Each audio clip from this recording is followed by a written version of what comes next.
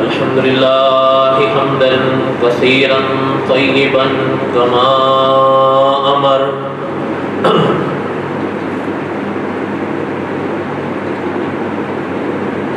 أشهد أن لا إله إلا الله وحده لا شريك له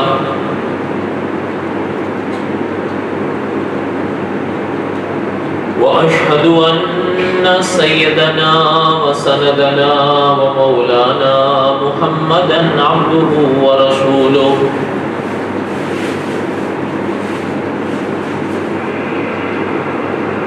أما بعد أعوذ بالله من الشيطان الرجيم بسم الله الرحمن الرحيم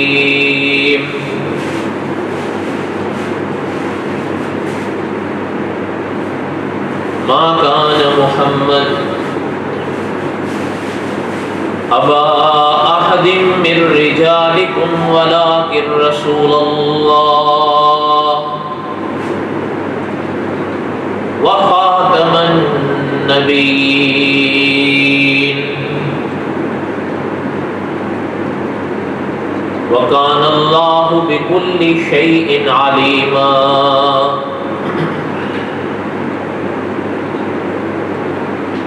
وقال الله تعالى في مقام آخر هو الذي أرسل رسوله بالهدى ودين الحق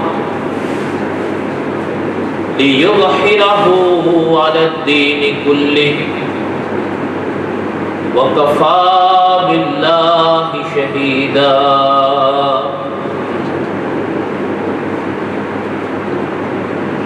محمد رسول الله والذين معه أشداء على الكفار رحماء بينهم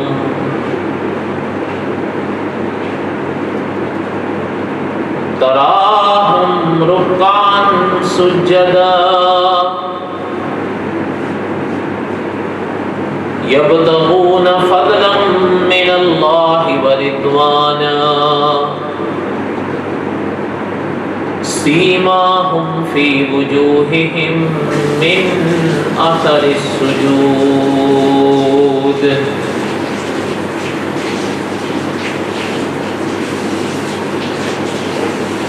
وقال النبي صلى الله عليه وسلم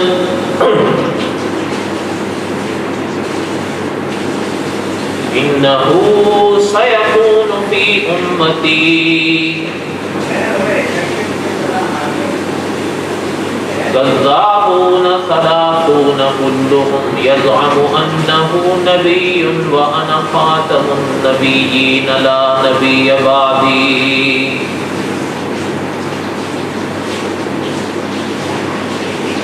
صدق الله العظيم وصدق رسوله النبي الكريم ونحن على ذلك لمن الشاهدين والشاكرين والحمد لله رب العالمين اللهم صل على محمد وعلى آل محمد كما صليت على إبراهيم وعلى آل إبراهيم إنك حميد مجيد اللهم بارك على محمد وعلى آل محمد كما باركت على إبراهيم وعلى آل إبراهيم إنك حميد مجيد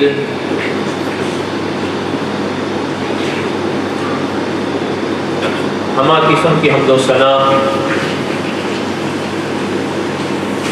اللہ ذات علم کے ذکر ذات کی پاک ذات کے لیے صدق کے دل سے لاتعداد مرتبہ درود و سلام امام الانبیاء حضرت محمد رسول اللہ صلی اللہ علیہ وسلم کی پاک ذات کے لیے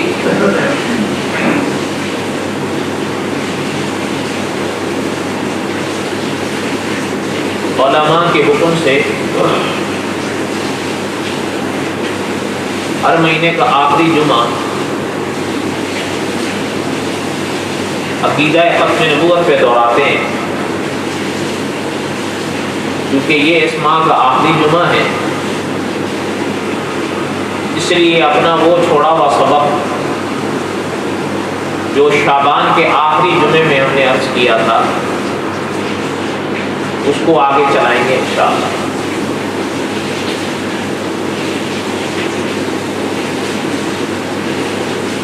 شاید کسی کو یاد نہ ہو یا کسی نے سنا نہ ہو، شعبان کا جب آخری جمعہ تھا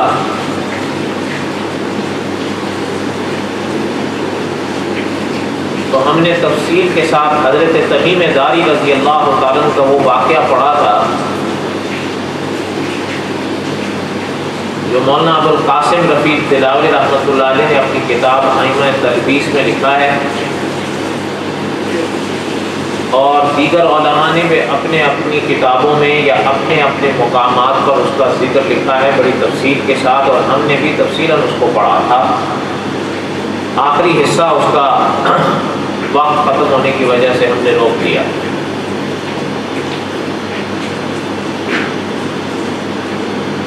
مقصد یہ تھا یہ مضمون پڑھنے کا کہ آپ صلی اللہ علیہ وسلم نے حدیث میں ارشاد فرمایا ہے کہ میری امت میں 30 جھوٹے آئیں گے، ان میں سے ہر ایک یہ دعویٰ کرے گا کہ میں اللہ کا نبی ہوں۔ آپ صلی اللہ علیہ وسلم نے ان کو جھوٹا قرار دیا، دجال قرار دیا، اور آپ صلی اللہ علیہ وسلم نے کئی بار اس پاک فرمان کو واضح فرمایا کہ انا خاتم النبیین لا نبی بعد۔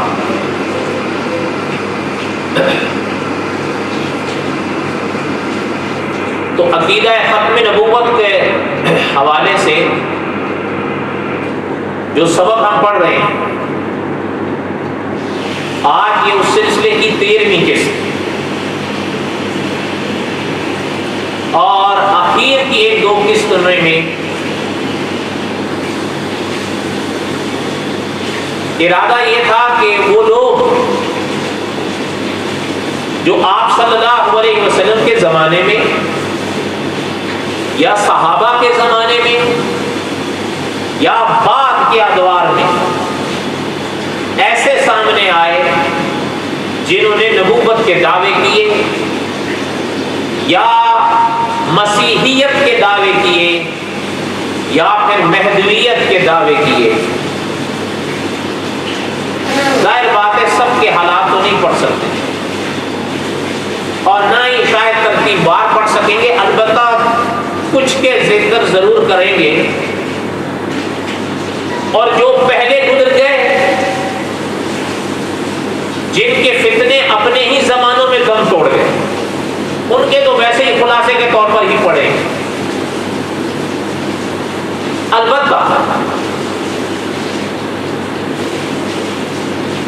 آپ صلی اللہ علیہ وسلم کا ایک فرمان مولانا منظور سیالکوٹی صاحب نے اپنی کتاب فضل معبود میں لکھا ہے، جس میں آپ صلی اللہ علیہ وسلم نے ایسے لوگوں کے بارے میں پیش گوئی فرمائی ہے۔ کچھ تو وہ ہوئے جو گئے جن کے فتنے کچھ عرصہ رہے پھر ختم ہو گئے، لیکن حضرت نے لکھا ہے کہ آپ کے اور ہمارے دور میں جس سے آپ اور ہم گزرے اور پھر ہمارے ملکوں میں ایک فتنہ ایک شخص اس طرح کا اٹھا کہ وہ فتنہ آج بھی موجود ہے اور اللہ تعالیٰ کی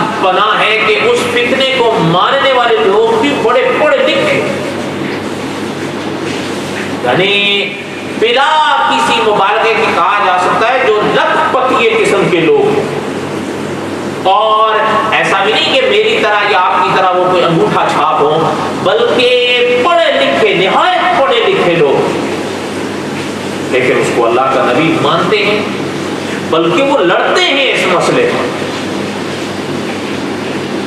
اور یہ بھی بہرحال ہے تو المیہ ہی ہے، سچ لیکن ہے المیہ کہ ہمارے اندر آپ کو شاید کوئی وقف شدہ شخص نہ ملے گا بھی تو الا ماشاء اللہ، جن کو میں اور آپ انگلیوں پر گن سکیں گے، جن کو نادر کہا جاتا ہے۔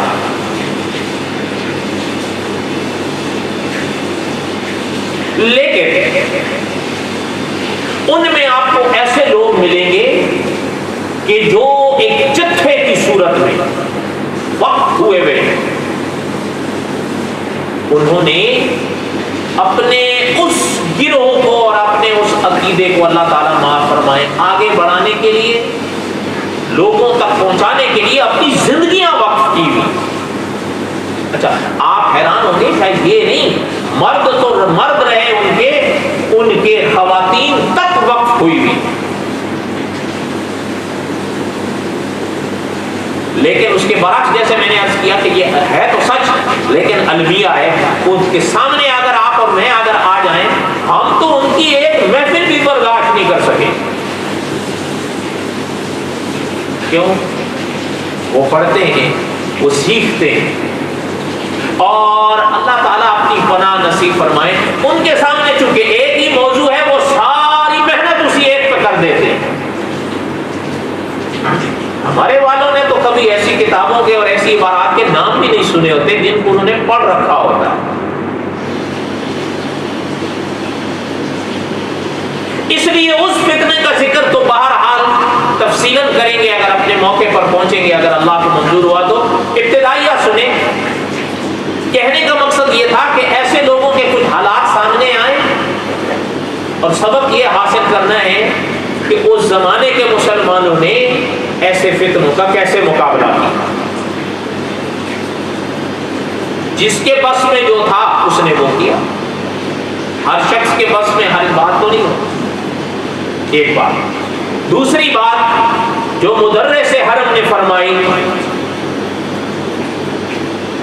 کہ ہر فتنہ ہتھیار کے مقابلے کا نہیں ہوتا، کبھی کبھی کوئی فتنہ علم کے نام سے اٹھتا ہے، اس فتنے کا مقابلہ علم سے ہی کیا جاتا ہے۔ کیوں؟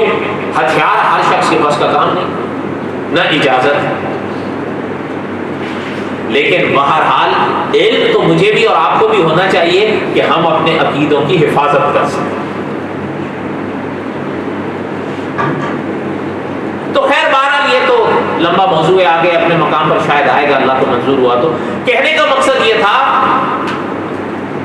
کہ جہاں تک ہم نے گزشتہ درس روکا تھا، حضرت تمیم داری رضی اللہ تعالیٰ عنہ کے ساتھ اور جو جساسہ کی گفتگو ہوئی تھی، بڑی تفصیل سے ہم نے پڑھی تھی۔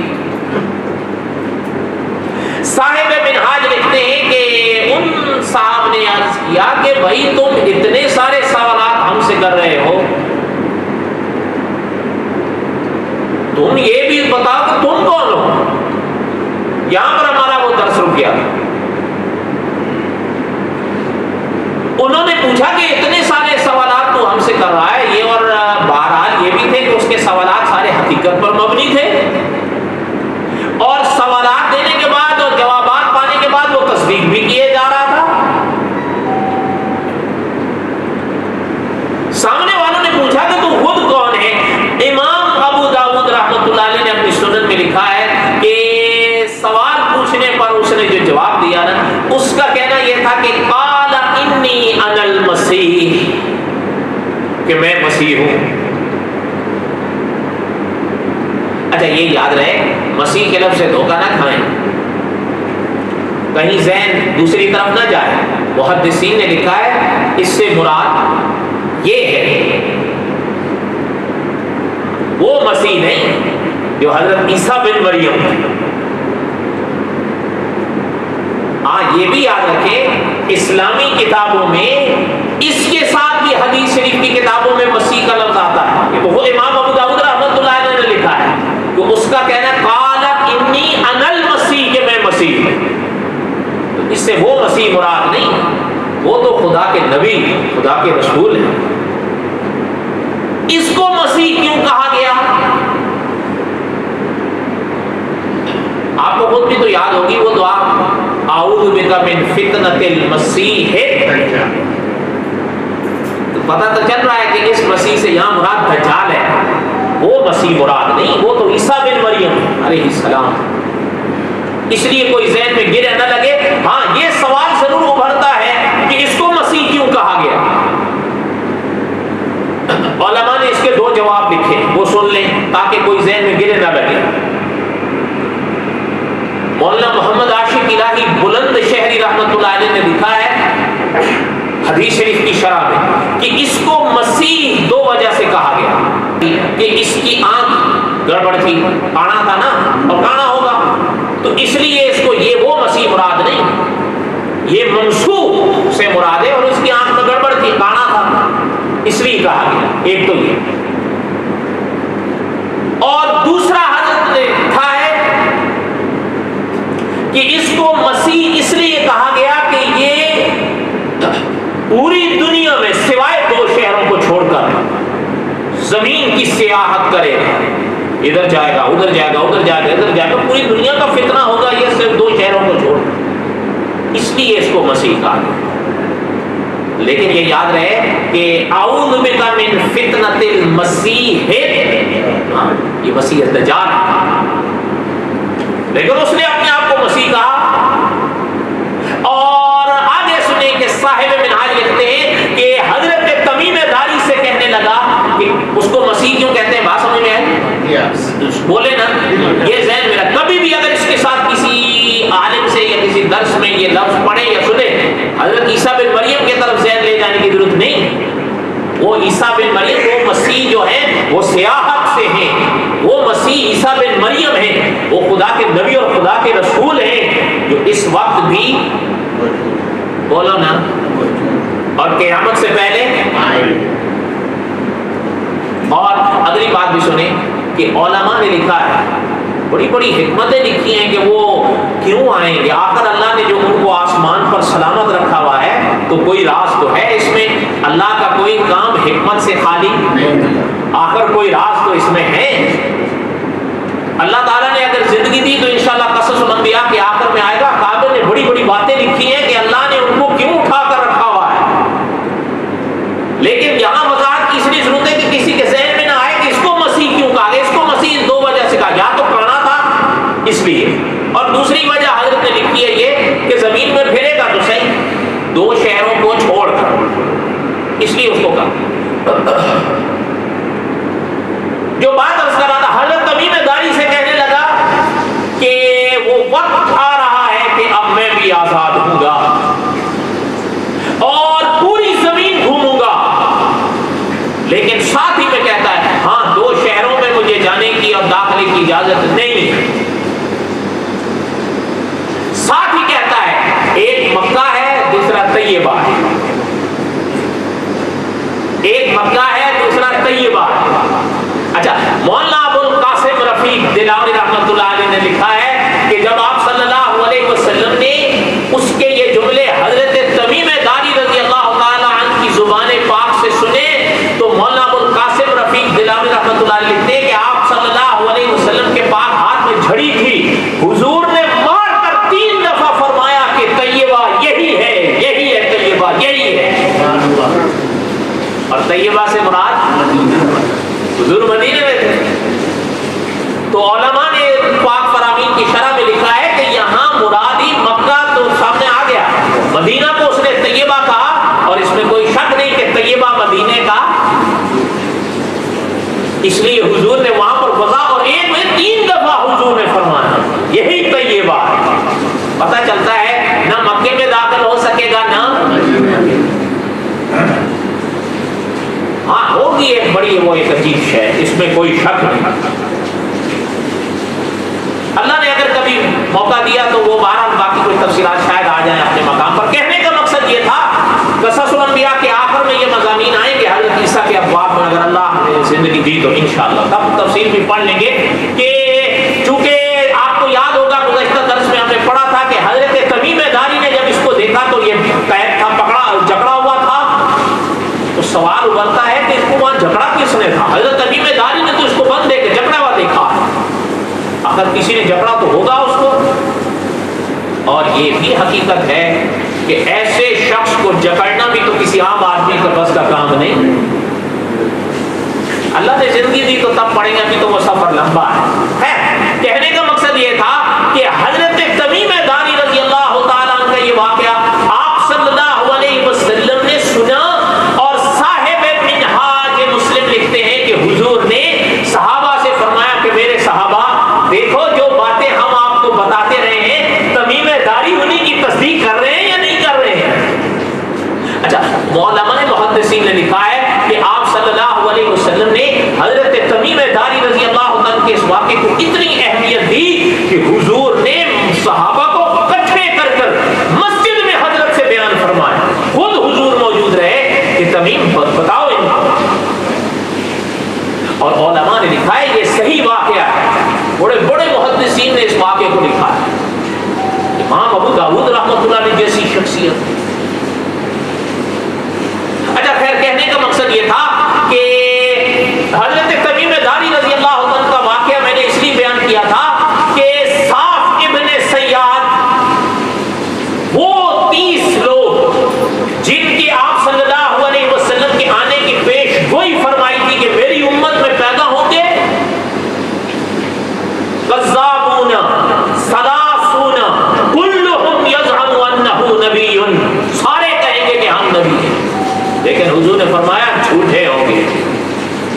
حضور نے فرمایا 30 ہوں گے. ایک مقام پر فرمایا دجال ہوں گے. اس کی شرح ہم نے شروع میں پڑھی. آئمہ تلبیس میں مولانا ابو القاسم رفیق دلاوری رحمۃ اللہ علیہ نے ایسے لوگوں کی تاریخ کو مدون فرمایا. ان میں پہلا نام صاف ابن سیاد تھا. دجال کا واقعہ اس لیے زیر بحث آیا تھا کہ بعض لوگوں کو شک پڑ گیا تھا کہ یہی صاف ابن سیاد ہی کہیں دجال تو نہیں. بعض لوگوں کو شک تھا.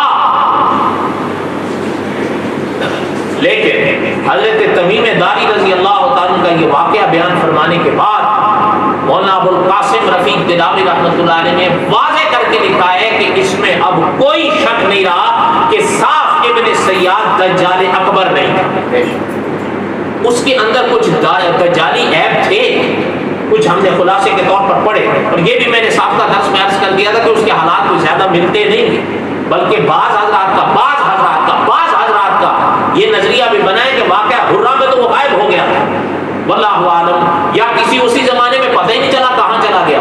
لیکن کچھ حضرات نے اس کی کچھ اور بھی تحقیق پیش کی, وہ ہم سب پڑھ چکے ہیں. کہنے کا مقصد یہ تھا کہ علماء اہل سنت نے واضح کر کے فرما دیا ہے کہ صاف ابن سیاد پر یہ شبہ ضرور پیدا ہوا تھا, لیکن وہ دجال اکبر نہیں تھا. وہ اور شے ہے اور وہ قیامت سے پہلے ظاہر ہے. کب ہوگا؟ اس حوالے سے یہ واقعہ پڑا. لیکن حضرت کا فیصلہ, دوسرے اکابر علماء اہل سنت کا فیصلہ یہ ہے صاف ابن سیاد دجال اکبر, اس کے اندر کچھ دجالی عیب تھے لیکن وہ صاف ابن سیاد. شروع میں یہ آیا کئی لوگوں کو شبہ, وہ ہم پڑھ چکے, لیکن بہرحال یہ خلاصہ ذہن میں رکھ لیں کہ وہ دجال اکبر. اب آگے آئیں. آئمہ تلبیس میں ایک اور شخص کا ذکر ملتا ہے جس نے آپ صلی اللہ علیہ وسلم کے پاک زمانے میں نبوت کا دعویٰ کیا. اچھا, یہ بھی ذہن میں رکھیں, محدثین نے لکھا ہے, مولانا ابو القاسم رفیق دلاوری رحمۃ اللہ علیہ نے بڑی تفصیل کے ساتھ لکھا ہے کہ آپ صلی اللہ علیہ وسلم کی پاک زندگی کے آخری ایام تھے اور حضور صلی اللہ علیہ وسلم سیدہ عائشہ صدیقہ طیبہ طاہرہ رضی اللہ تعالی عنہا کے گھر میں تھے. حضور کی آنکھ لگی. اچھا, ایک جملہ ذہن میں تازہ کر لیں, وہ آپ نے سن رکھا ہے, پڑھ رکھا جب خدا کے نبی سوتے ہیں، خدا کے انبیاء کی آنکھ بند ہوتی ہے لیکن دل، بولو نا دل، یہ ذہن میں رکھیے۔ اب اگلی بات سنو، مولانا ابوالقاسم رفیق دلاوری رحمۃ اللہ نے لکھا ہے حضور کی آنکھ لے۔ آپ صلی اللہ علیہ وسلم نے ایک خواب دیکھا، خواب دیکھا کہ حضور کے ہاتھوں میں 2 سونے کے کنگن آئے۔ دیکھیں حضور صلی اللہ علیہ وسلم کو ان سے نفرت ہے، تو حضور علیہ السلام کے پاک دل پر خدائی پیغام اترا کہ میرے پیغمبر پھونک مار دیں۔ حضور علیہ السلام نے پھونک مار دی، پھونک ماری تو اسی وقت معاً وہ دونوں کنگن غائب ہو گئے، فنا ہو گئے۔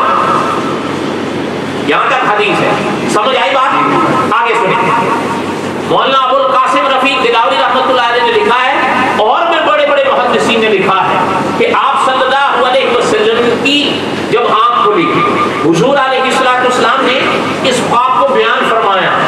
آقا نے فرمایا کہ ہم نے دیکھا کہ ہمارے ہاتھوں پر 2 سونے کے کنگن آئے، لیکن حضور نے فرمایا ہمیں ان سے نفرت ہوئی، ہم پر خدائی پیغام آیا کہ ان پر پھونک مارو۔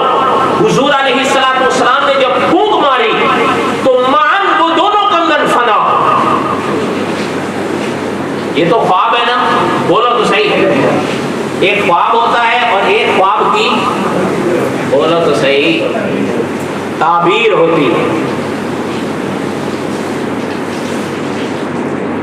اب تعبیر انشاءاللہ 2 مہینے کے بعد، اگلے مہینے نہیں، 2 مہینے کے بعد۔ اللہ تعالیٰ آپ کے ہم سب کے حامی و ناصر ہوں۔ سنتیں پڑھ لیں، وما علینا الا البلاغ۔